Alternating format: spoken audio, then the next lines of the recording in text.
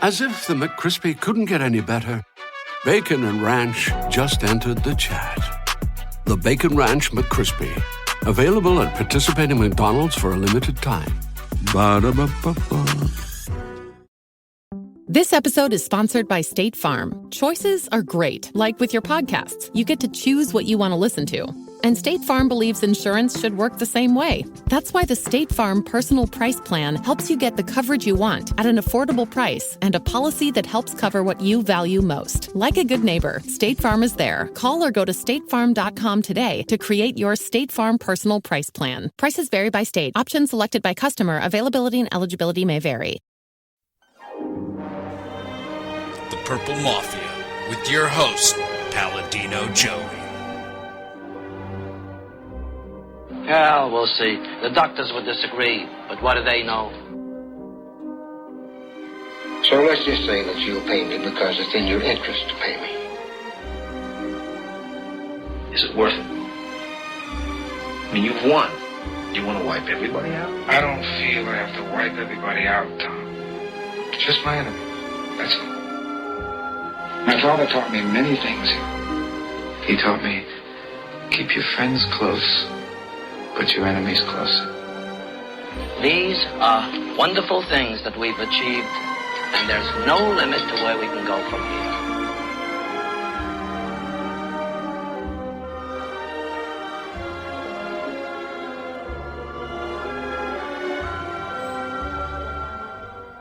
Welcome to the family here on Purple Mafia. Today we have episode number 46 of Purple Mafia, and this show is available on thesportstuff.com and on iTunes. Today is October the 19th, 2009. It is great to have you with me today as we're going to talk about yet another Minnesota Vikings victory as we are 6-0 and a little more dome magic once again. And well, there were two Rices who played spectacularly on Sunday, and also a major test next week, as if this one wasn't a big enough test when we face the Pittsburgh Steelers in the Steel City next Sunday. Well, that is going to be the gist of the show today. We are going to first talk about the victory in the next segment, and we are also going to preview the Pittsburgh Steelers. That'll be the gist of episode number 46 today. But first and foremost, on the sportstuff.com, which is the flagship website for Purple Mafia, there's a button in the upper right-hand corner that says TSS Sports. Just click on that. You'll be able to sign up for our message boards. Please mention me, Paladino Live, as a referral, as there is a referral box a little bit down. Paladino, and then live, two separate words. And then that way I'm a referral. I brought you to the website, and don't get money for it. It just shows I care about the site, as of course I do. So with no further ado, we'll have one final thing to talk about here. 209-736-7877 is the voicemail line for this website and for this show. 209-736-7877. Mention you are calling in for Purple Mafia. Do your shout-out, statement, question, whatever it is. Keep it to about a minute, and you'll be on the air with me, your buddy, Paladino Joey, or Joey Awajan, whichever you'd like to use. The last name's a little confusing, so Paladino Joey's a little bit more fun sometimes, isn't it? All right, I'll shut up, and we will take our first break right after this. Here on thesportstuff.com, the new fast-breaking Wolves are bursting on the scene with Timberwolves Explosion. Hear about this exciting new era with Al Jefferson, Kevin Love, Johnny Flynn, and new coach Kurt Rambis. Check us out on thesportstuff.com and on iTunes, where we cover the Wolves like nobody else. Show your true blue, download and listen to this explosion of Timberwolves basketball.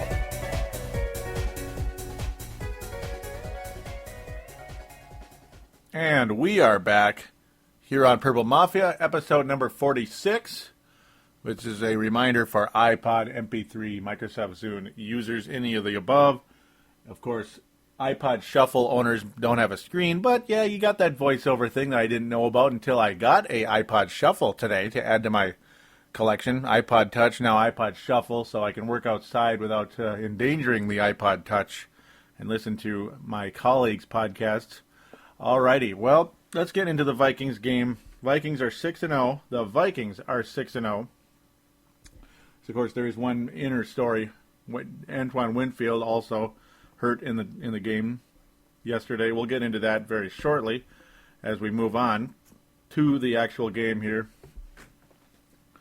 Well, this game started out really, really darn well for our Minnesota Vikings. Really darn well.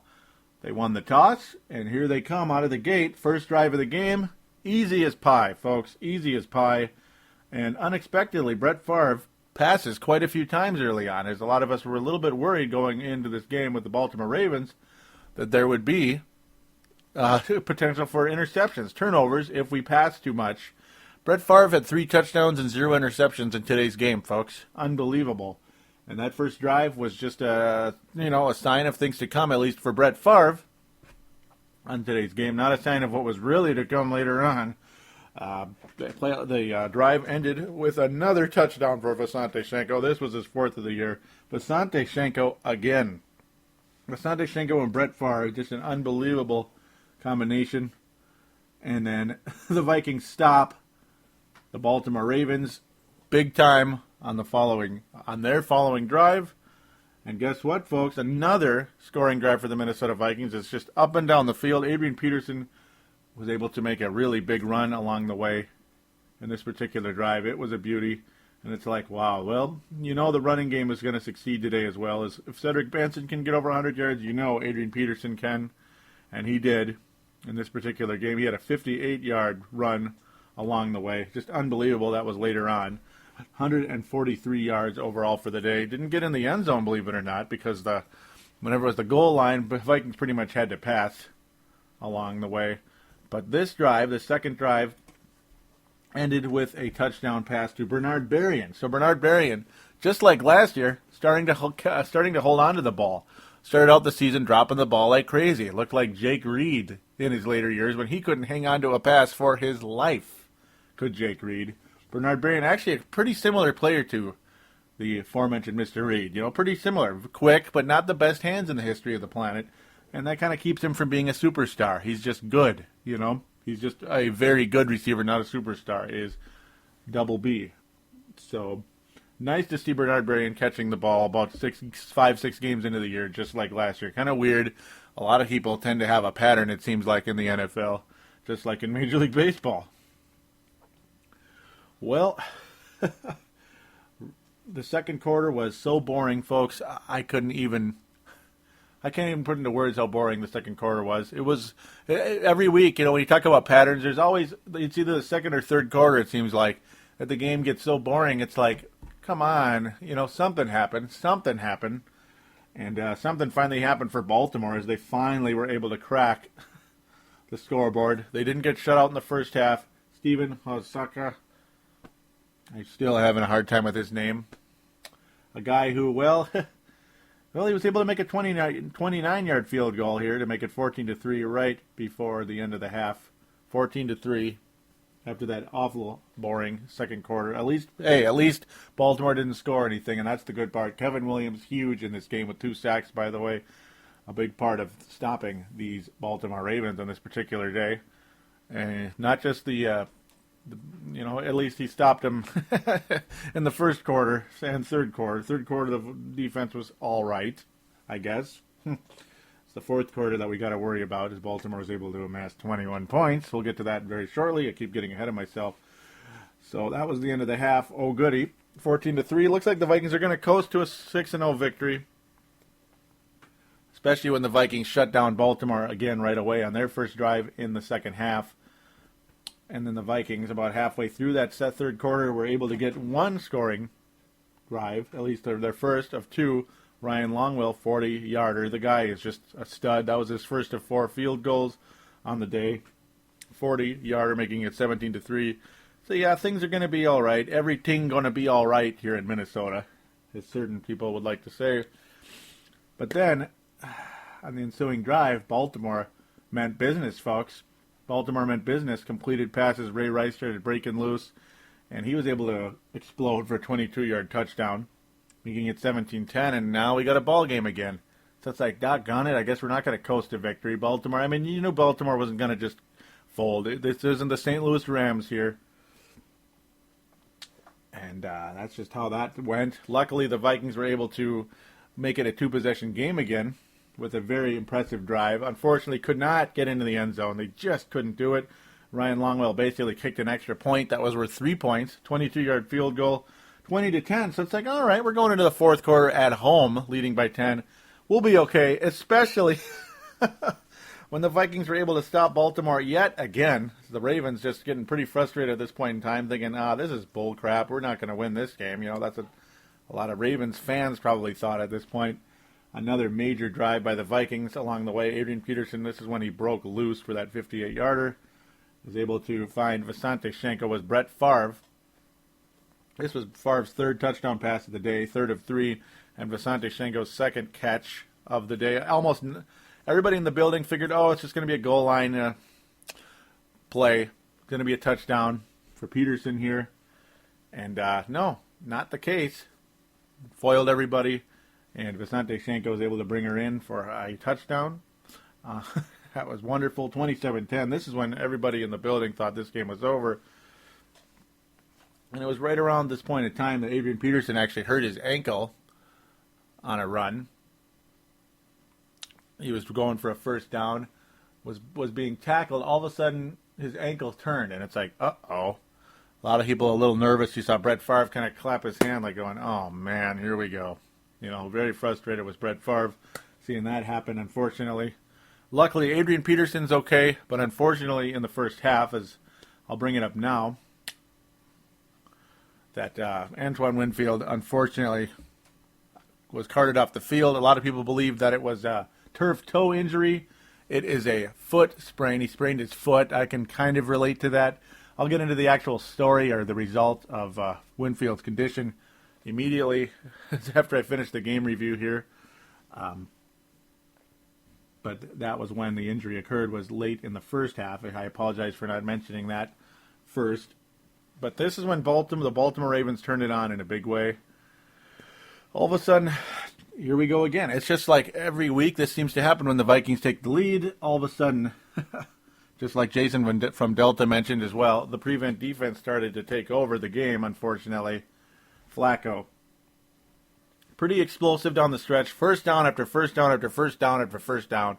Looked like Aaron Rodgers did Joe Flacco on this particular day. It was craziness, man. It was craziness. And Ray Rice continuing to break first downs along the way. Flacco, though, was passing for first downs like crazy on this particular drive. He made it look easy. And the Baltimore Ravens waste little time and make it a 10-point game. Flacco was able to nail Clayton for a 32-yard touchdown. And it was 27-17 at that point in time. But then the Vikings with another impressive drive. You figure, okay, this is the dagger. We're done screwing around. This is the dagger. It's all over. It's all over. We'll be okay now. So, yeah, it sucks we didn't get in the end zone. But, Ryan Longwell, another chip shot field goal from 29 yards, 30-17. We'll be okay. No, we're not okay. Not okay at all. It only took 48 seconds for the Baltimore Ravens to take over and go all the way. Flacco again. It was just one pass after another, one completion after another, and Derek Mason, who had a pretty darn big day, was able to finish the drive here, making it 30-24 in favor of the Vikings. It was suddenly a 6-point game. It's like, oh boy, 6-point game. This sucks. Not good. And you figure, oh boy, that's the last thing we need now is to have it a one-possession game. As the Vikings were pinned way, way back, had horrendous field position in the within the about the 3-yard line or so, I believe. Favre luckily was able to get rid of the ball just barely before getting taken down for a safety. And when you know your punter, regardless of how good he is, that being Chris Kluwe, who is a dynamite punter, in my opinion, and I'm sure a lot of people share that opinion, you knew that we're screwed anyway. Got the punt off. Here come the Baltimore Ravens, folks. As they were past the 50 already. And then the very first play on the ensuing drive, Ray Rice breaks through. And, folks, the score is 31-30 in favor of Baltimore with only 3:37 left in the game. It's like, Are you kidding me? Are you kidding me? 21 points by the Baltimore Ravens in about 5 minutes. In about a 5-minute span, folks. Baltimore looks like they have taken the life out of the Minnesota Vikings, taken the life out of the Metrodome. I mean, nobody here can believe what just happened. The tackling was horrendous when it came to Ray Rice. But luckily, Brett Favre still had something in him, and boy, did he ever. As he made a beautiful pass to Sidney Rice. So Sidney Rice able to make a response here to Ray Rice. Ray Rice, by the way, only 10 rushes, 77 yards. 77 yards, including 2 touchdowns overall. Just frightening, folks. Absolutely frightening. But even worse, Ray Rice receiving down the stretch is, of course, it was a 63-yard reception down the stretch in this particular game. Very, very frustrating. But luckily, Sidney Rice had a 63-yard reception in him as well. The tale of 2 Rices, folks. 2 different kinds of rice, right? Absolutely crazy. Wild rice, pass the rice, whatever you want to call it. Sidney Rice, 6 receptions, 176 yards. Believe it or not, no touchdowns, but hey, that 63-yard reception, the only thing not good about it was, we left like a ton of time on the clock. And even worse, we couldn't get a doggone first down. As, of course, Adrian Peterson was not healthy, folks. His ankle, he turned his ankle.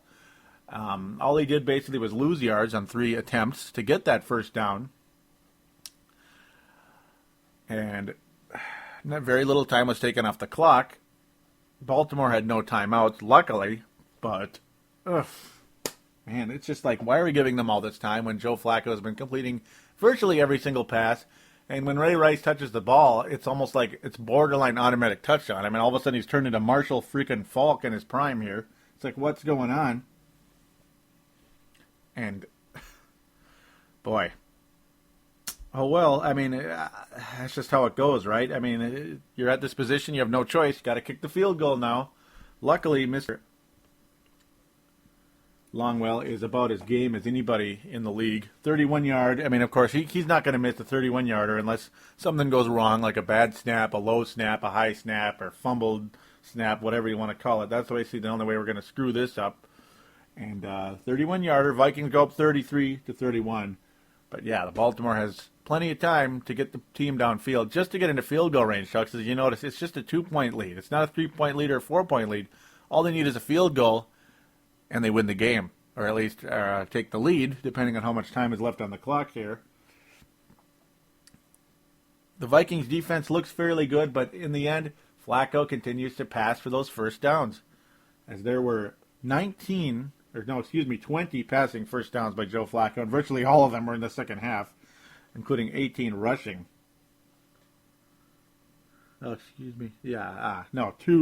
Two rushing. What am I saying? 18 passing first downs for Mr. Flacco. Just a tough deal for the Vikings. Flacco was just hitting people left and right. Mason and Rice were the main guys. That's Ray Rice there. Just a huge game. Clayton also had a pretty good game for these Baltimore Ravens. And by the way, where is Willis McGahee? 7 rushes, 3 yards. 0.4 per carry. But he did have a long of 5. Huge. Absolutely huge. All right, I'll stop. Man, very, very, very interesting there when you think about it. Willis McGahee led the NFL in touchdowns. He's tied with Adrian Peterson for touchdowns, like rushing touchdowns, about 4 weeks in, and all of a sudden, Willis McGahee has disappeared. And he's not hurt, he's just disappeared. LaRon McClain also just 1 yard, so it's like Ray Rice's team now, it appears. So fantasy owners that were able to take Ray Rice and be patient, thinking, he's just a yardage guy. That's all he's going to be, is a yardage guy. All of a sudden, kablamo, now he's starting to get touchdowns and yards, and I mean lots of yards. Might be the next Brian Westbrook, the way things are going with Mr. Ray Rice over there. But the story of the day, folks, though, Baltimore Ravens did get their first downs down the stretch. But time was expiring, as, of course, Ravens had no timeouts. The Vikings were able to keep the Ravens in bounds, luckily. That was the good part. The clock dwindled down to 2 seconds. Flacco spikes it down. And it's a 44-yard attempt, folks. 44 yards. It's like, oh, boy, he's going to make this, isn't he? Stephen Hauschka is going to make this. Stephen Hauschka. I don't know why I'm mispronouncing it so bad. I probably still am butchering it. And he missed it. He kicked it wide to the left. I'm just staring. It was kind of almost like Gary Anderson's field goal. Almost the second it came off, he just knew it wasn't going to make it. It was off from the get-go. It wasn't off by much, but it was off. He missed it, folks. Vikings are 6-0. So for the second time this year, there's been dome magic, folks. Favre was a big part of it with that 64-yard completion to Sidney Rice down the stretch. But the missed field goal was even more dome magic than that. As remember, Favre with 2 seconds left in the game 2 weeks ago, was able to complete a pass to Greg Lewis. It was 3 weeks ago. I can't help it, folks. I'm sorry. To put the Vikings at 3-0 at that point in time. So Dome Magic is back. Second time in 3 home games for the Vikings here. And we're 6-0. I mean, I was shaking my head, smiling, clapping, just like, we'll take it. I mean, 6-0 is 6-0, but, man, this has got to stop. This foolishness has got to stop. When we're ahead, let's stay ahead. Let's cut out with the prevent defense, and let's get some tackles here. That's the biggest thing. We keep giving up all these passing first downs. 18 passing first downs with Joe Flacco here today, folks. Joe Flacco is an up-and-coming stud. I think you can just see it. Baltimore Ravens have a chance to be a really good football team. Really good football team. But let's cut it out here. This was 30-17. 30-17 at one point. I mean, come on now. 30-10, I believe. 27-10. What is all this crap? Just play some D. All right, I'll settle down now and be happy that we won, because next week is the test of tests, folks. The test of tests. The world champion Pittsburgh Steelers in the Steel City, folks. The terrible towels, everything. Yep, it's going to be... This is a test. Minnesota Vikings win in Pittsburgh. If the Vikings can win this game in Pittsburgh, I don't know what I'm going to do. Then we're definitely going to win 13 games this year. But I did make a statement last week. This team will win 13. I mean, this team can absolutely and probably should win 13 games if we can beat Baltimore, because I had them at 12-4, and Baltimore was an L on the calendar. Well, it's a W now, so 13-3. The Vikings beat Pittsburgh. Well, 14-2. I won't go there yet, but 13-3 is almost for sure at that point in time. All right, it's been a pretty long game review here. But what do you expect? This was one hell of a football game. Absolutely amazing. All right, now let's get on to one side story here. Very important, very, very important if this Minnesota Vikings team is to make a playoff run, because this had to absolutely play a part in the first downs that were given up by the pass, and also the lack of tackling on Ray Rice. The absence of Antoine Winfield in the second half, which was determined as a sprained foot. Now, this information that I'm getting in right now, courtesy of Judd Zulgad of the Star Tribune, which I appreciate always.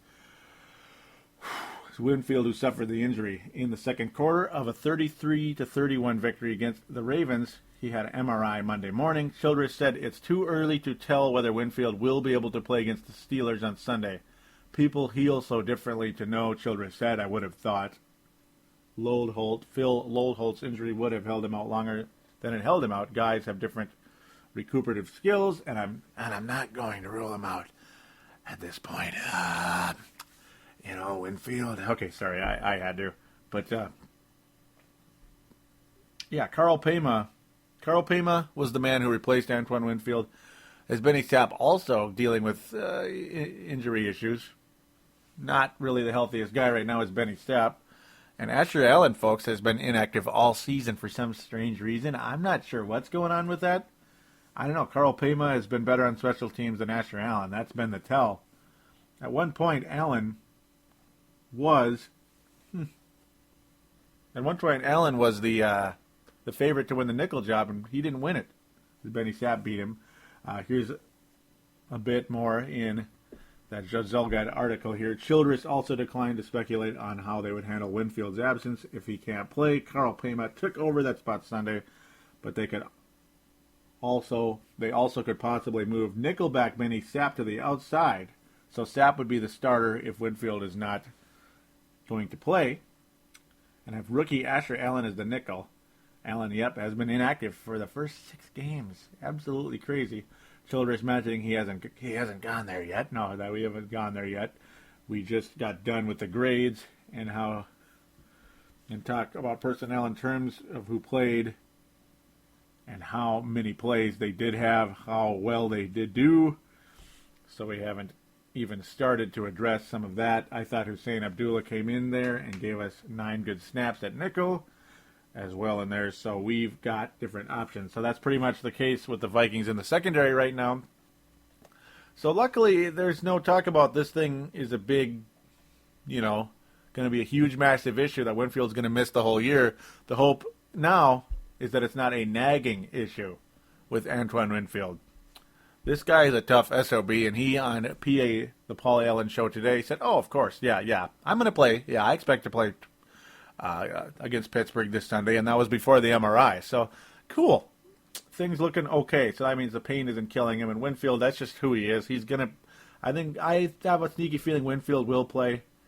And if he doesn't, he'll probably just miss 1 game.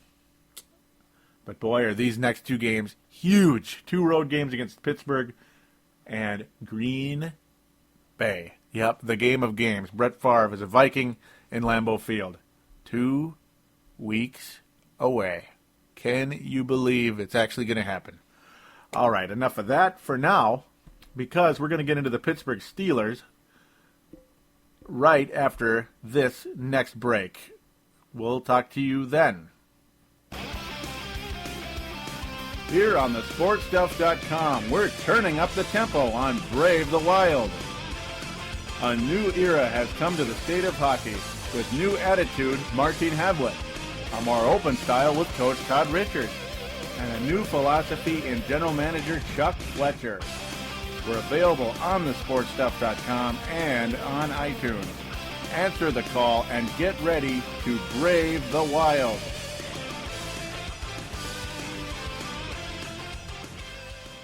And we are back here on Purple Mafia, episode number 46. A reminder for iPod, Microsoft Zune, and other MP3 users, welcome back. It is time to get into the 2008 Super Bowl champion Pittsburgh Steelers as the Vikings head to Steel Town. Unfortunately, the Steel Pit, Max Shepman, host of the Steel Pit, which is on thesportstuff.com on iTunes. Really good colleague of mine and friend. Really good show. Very big show. Lots of listeners, and I mean lots of listeners. Great fan base, of course, in the Steel City. So do check that show out. 4-2 Pittsburgh Steelers so far. They've lost to Cincinnati most recently. And here we go. They've lost to Cincinnati and Chicago this year. That's right. Well, let's hope Minnesota will be the 3rd team on their list. Ben Roethlisberger had a pretty good game yesterday overall. 417 yards, 2 touchdowns, 1 interception, quarterback rating of 113 overall.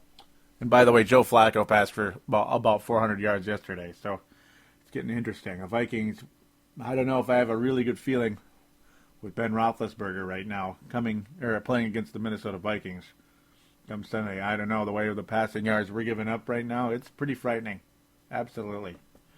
Though Rashard Mendenhall has become the main running back in Pittsburgh. 62 yards on 17 carries and a touchdown. Only 3.6 a carry, but he got the job done. He did lose a fumble, unfortunately. Willie Parker has just about died as a running back over there in Pittsburgh. He has completely disappeared. He's no longer the starter. He is the number 2 running back. He only had 26 yards and 7 carries. Though his yards per carry is pretty much identical to Mendenhall's. Mendenhall had a huge game last week, though. Huge, absolutely huge. So he's a pretty quirky player. You got to watch out for. He's a pretty decent receiver as well. Willie Parker did fumble as well. So that's another thing to mention. Mendenhall with 2 receptions, 15 yards in the game. So, yeah, nothing to really brag about. The guy to really worry about with the Pittsburgh Steelers, well, there's 2 of them, unfortunately. Actually, 3. Yeah, 1, 2, 3. Hines Ward, Santonio Holmes, and Heath Miller, all huge. 159 yards against the Cleveland Browns on Sunday. And I know it's the Browns, but still, he still got it. Santonio Holmes with 100 yards as well, 104. And then Heath Miller, the tight end, a big-time tight end with 80 yards receiving and a touchdown on Sunday. I'm a little worried, folks. I'm a little worried. I did have this penciled in as an L. So I'm sorry, Viking fans. I'm not super duper confident going into this one. But the Vikings have really been amazing this year in terms of just getting it done when it matters. If they pull this one out, I'll be absolutely shocked. Absolutely shocked. It's kind of hard to gauge the defensive ability of Pittsburgh when they're playing against Cleveland. Yet Cleveland did amass 14 points in this game, surprisingly, after being shut out just a mere week ago.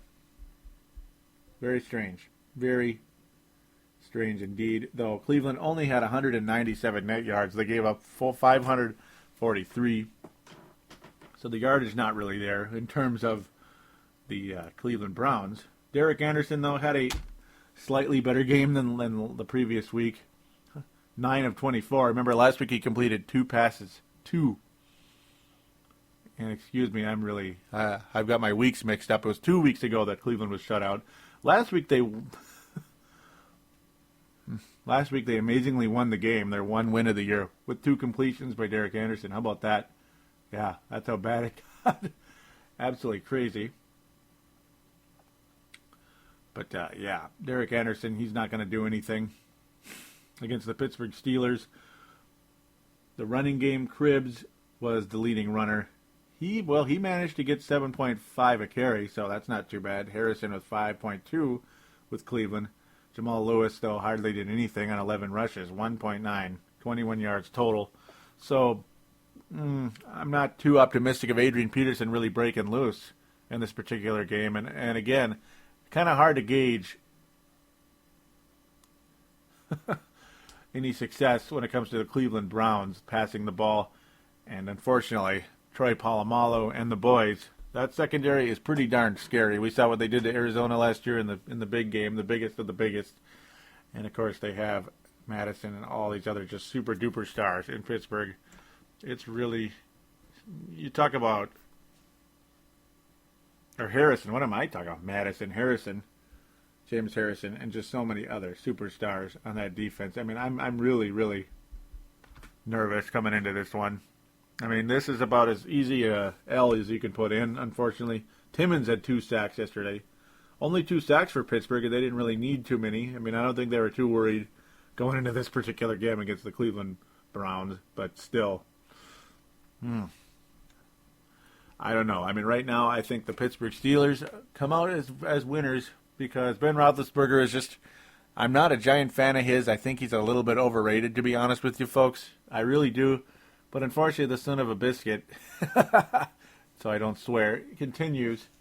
He's just one of those kind of guys. He's going to get the job done if you like it or not. And if it's pretty or not, he's going to get the job done. And he's got the receivers to do it. And a nice young running back in Mendenhall. I don't think he's going to have a huge game against the Vikings. But the passing, as the Steelers have become a really good passing team.